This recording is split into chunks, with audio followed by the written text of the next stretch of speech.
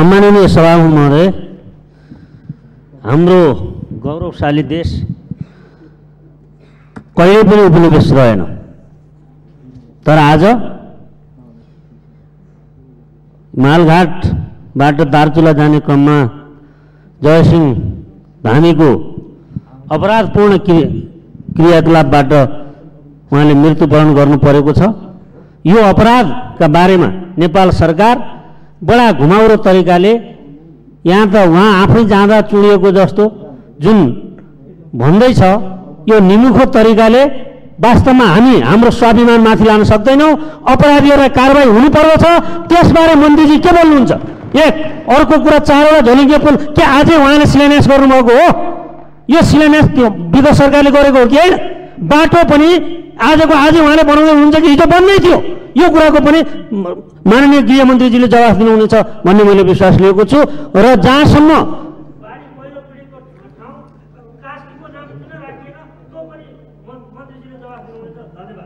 माननीय श्री योगेश कुमार भट्टराई।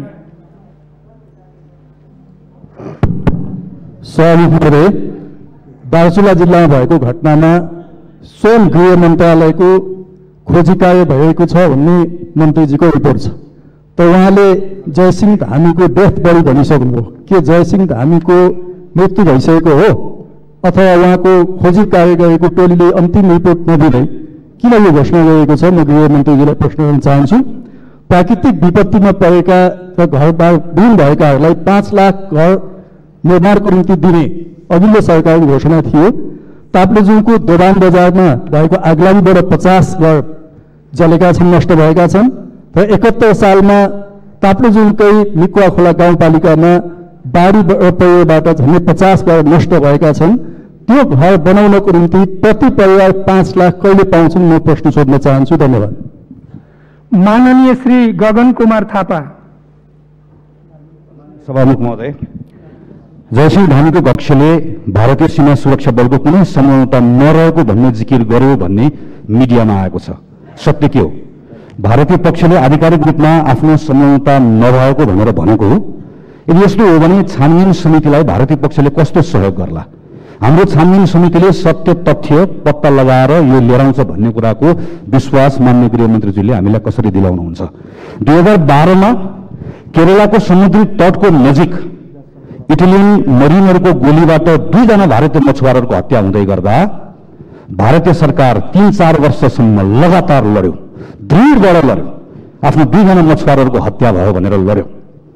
जयसिंह धामीको हत्याको सन्दर्भमा सत्य तथ्य बाहिर आइसके पछाडि, उनको अवस्था पत्ता लागिसकेपछि नेपाल सरकारले जसरी भारत इटलीसँग लड्यो त्यसै गरी हाम्रो सरकार भारतसँग त्यसै गरिकन जमेर डटेर लड्छ भन्ने कुराको विश्वास माननीय गृहमन्त्रीजीले हामीलाई कसरी दिलाउनुहुन्छ? धन्यवाद। माबहादुर तामाङ।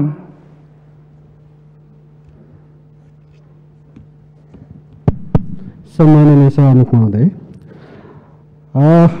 एकदमै छर्लङ्गै देखेको घटना पनि विवरण माननीय गृहमन्त्रीजीको विवरणको जुन यहाँ प्रस्तुत गर्नुभयो, यो विवरण सुन्दाखेरि सत्य तथ्य आउँदैन। हामी यहाँ संसदलाई यो थाहा भइसक्यो, त्यसैले संसदीय समितिको जरुरी छ। अब बोल्नै पर्ने रहेछ। त्यसैले कुन चस्मा लगाएर उहाँले चाहिँ अब त्यो विवरण सुनाउनु भयो, यो सबैलाई जानकारी होस्। अर्को एउटा मेलम्चीको चाहिँ मुहानमा जानुको लागि जुन वैकल्पिक मार्ग उहाँले कसैले भनेको आधारमा टिपेर प्रस्तुत गर्नुभएको छ। म त्यही क्षेत्रमा छु। जनताको बस्ती छोडेर अन्तैबाट सडकको परिकल्पना गरिएको छ वैकल्पिक मार्ग, त्यो स्वीकार्य हुँदैन। सडक बनाउनु पर्ला अरू ठाउँमा पनि, तर सबै जनताको बस्तीहरू हेलम्बी सिङ्गै पालिका मेलम्ची नगरपालिका छलेर अनि त्यसपछि अर्को ठाउँबाट वैकल्पिक मार्ग भनेर जुन यहाँ घोषणा गरेको छ यसको बारेमा पनि जानकारी होस्। धन्यवाद। माननीय श्री शान्ता चौधरी। सम्माननीय सभामुख महोदय, माननीय गृहमन्त्रीज्यूको प्रस्तुति अत्यन्त हल्का र गैर जिम्मेवारी ढङ्गले प्रस्तुत भएको देखियो। सभामुख महोदय, प्रत्यक्षदर्शीहरूले भारतका एसएसबीले तुन काटिएको भनेर प्रत्यक्षदर्शीहरूले भनिरहेको छन्। हाम्रो गृहमन्त्रीज्यूले भन्नुहुन्छ हामी जानकारी लिइरहेका छौँ, बुझिरहेका छौँ, प्रमाण यही होइन र सभामुख महोदय। अहिले पनि प्रमाण खोजिरहने बेला हो र प्रत्यक्षदर्शीले भनिसकेपछि त्यही प्रमाण होइन र सभामुख महोदय, त्यसकारणले यस्तो हल्का पाराले प्रस्तुत हुनु उहाँको नैतिकताले दिँदैन कि भन्ने लाग्छ मलाई। र भारतीय ज्यादती र भारतीय अत्याचारका विरुद्ध अब यो सरकार मौन बस्ने हो भने अब हामी सहेर बस्न सक्दैनौँ।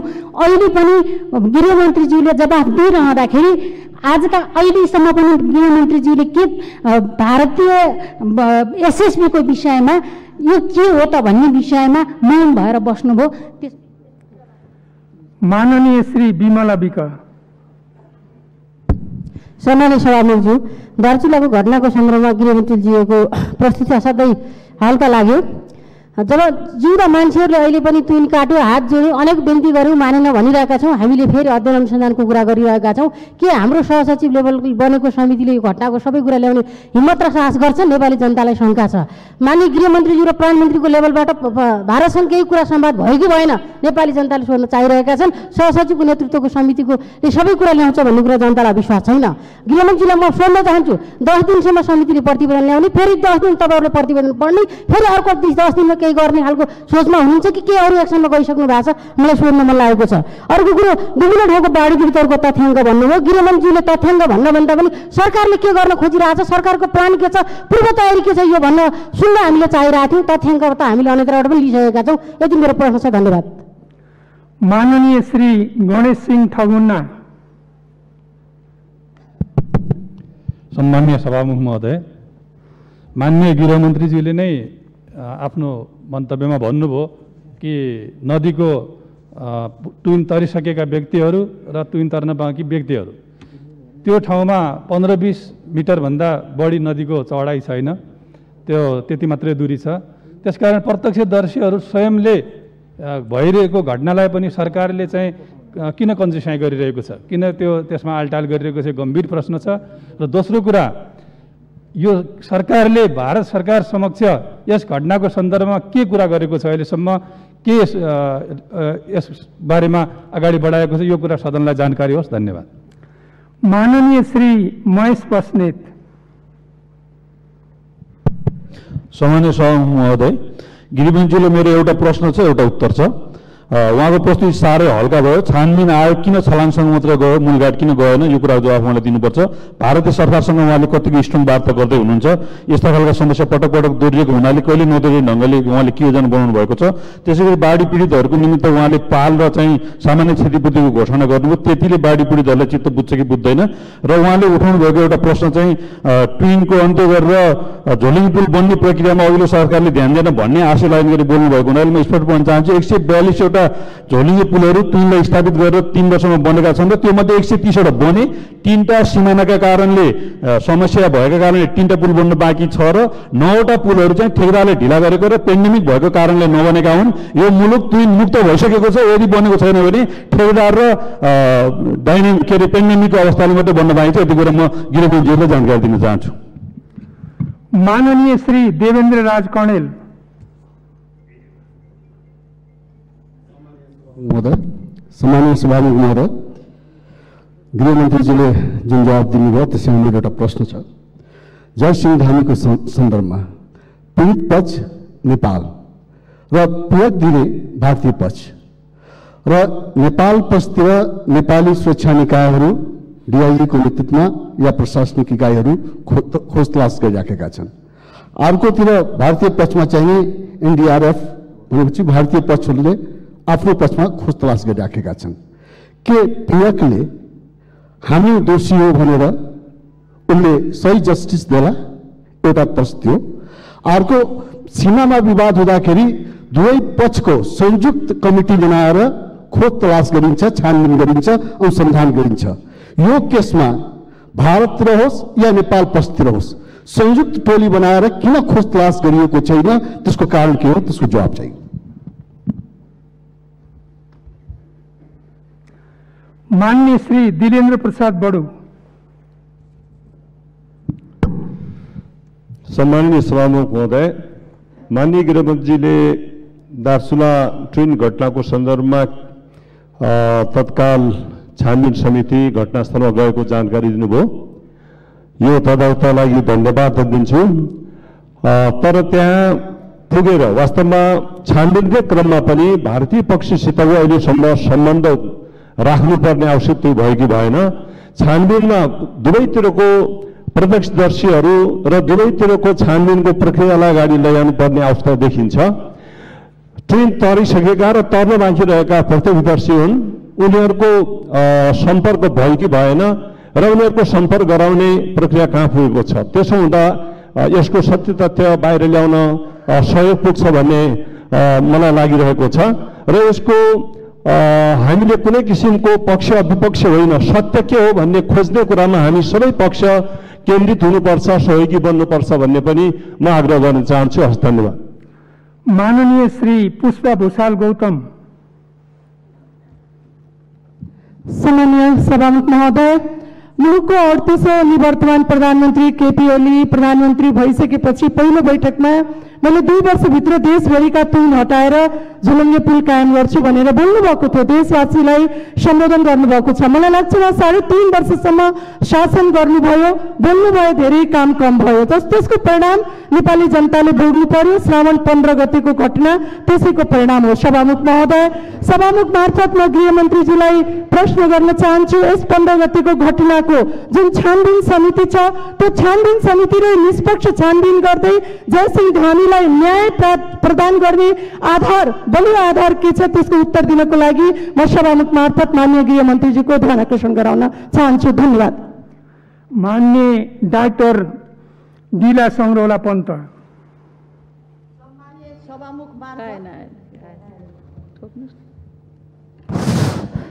सम्मान्य सभामुख मार्फत गृहमन्त्रीजीलाई प्रश्न राख्न चाहन्छु।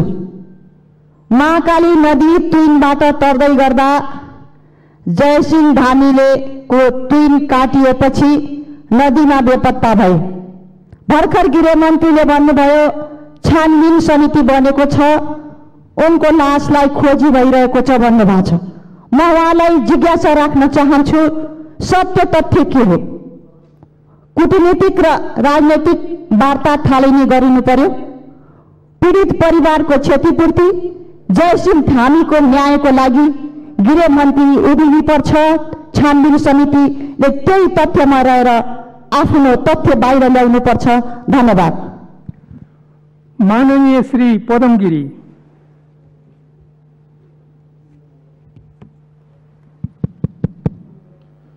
सम्माननीय सभामुख महोदय, महाकाली नदीमा भारतीय एसएसपी को ज्यादतीको कारण जयसिंह धामीको दुःखद निधन भएको हामी सबैले अनुमान गर्न सक्छौँ।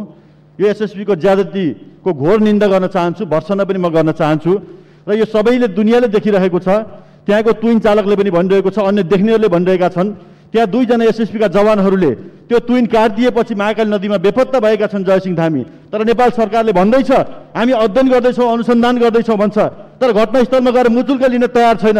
प्रहरी कार्यालयमा, जिल्ला प्रहरी कार्यालयमा त्यहाँका मान्छेहरूलाई आउनुहोस् बयान दिन आउनुहोस् भन्दा बोलाउने काम भएको छ र घटनालाई ढाकछोप गर्ने षड्यन्त्र हुँदैछ।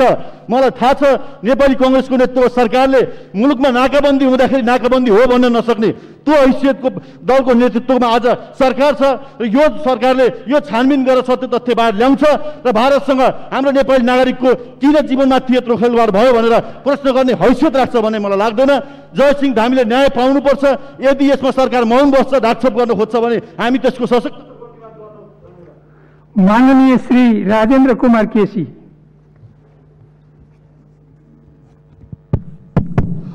सम्मानीय सभामुख महोदय, पूर्व प्रधानमन्त्री केपी ओलीजीले नेपालमा 2 वर्षभित्र तुइन विस्थापित हुन्छ भनेर 2072 सालमा पहिलो प्रधानमन्त्री हुँदा उद्घोष गर्नुभयो। फेरि 2074 सालमा मैले प्रश्न उत्तर दिँदै गर्दा अब तुइन हेरेर म्युजियममा जानु भनेर पनि उहाँले चाहिँ मेरो प्रश्नको उत्तर दिनुभयो। मलाई लाग्छ यो उद्घोष र कार्यान्वयनको तारतम्यमा स्वयं प्रधानमन्त्रीज्यू नै, पूर्व प्रधानमन्त्रीज्यू नै जिम्मेवारी हुनुहुन्छ कि जस्तो पनि लाग्छ। म गृहमन्त्रीज्यूलाई प्रश्न गर्न चाहन्छु, अझै कतिवटा तुइन नेपालको महाकाली नदी लगायतका अन्य नदीहरूमा छन्, त्यसको जानकारी पाऊ भनी म प्रश्न गर्न चाहन्छु। धन्यवाद। माननीय श्री यशोदा गुरुङ सुवेदी।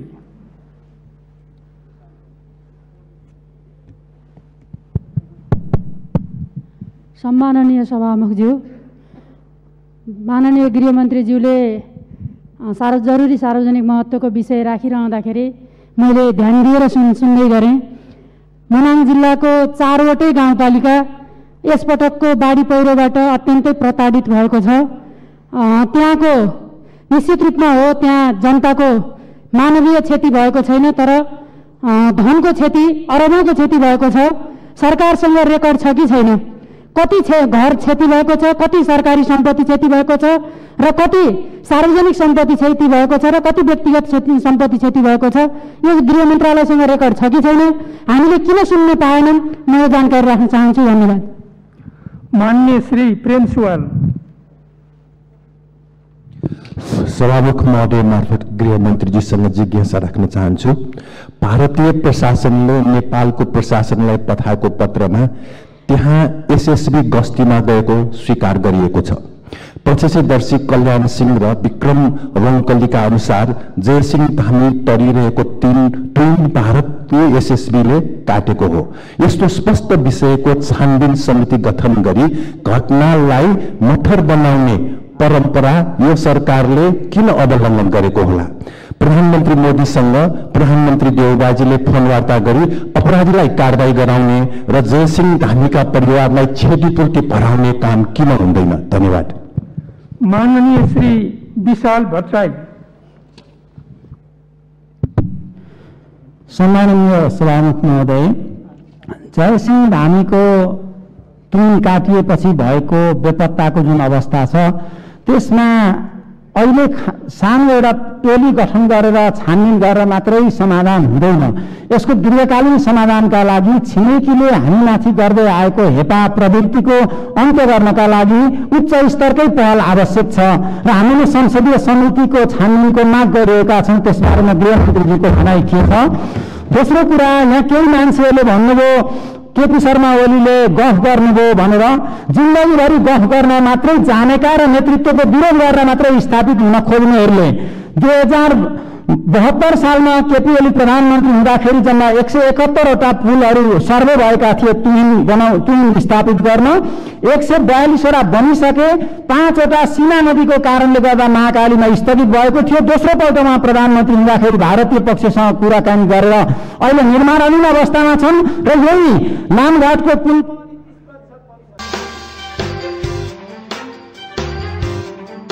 हरेक नागरिकलाई हरेक खबरबाट हरेक पल सुसूचित गराउने हाम्रो अभियान जारी छ। हरेक पल टिभी एचडी सब्स्क्राइब गर्न नभुल्नुहोला। नमस्कार।